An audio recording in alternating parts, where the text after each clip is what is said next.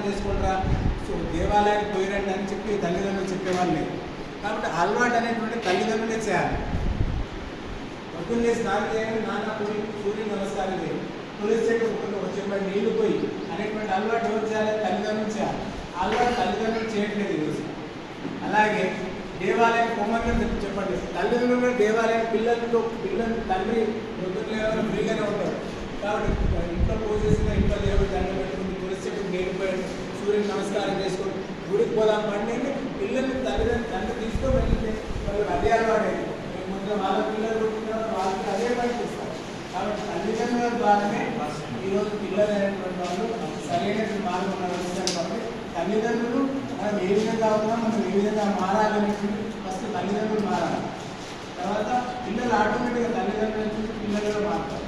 కాబట్టి ఆ సంస్కారం అనేటువంటి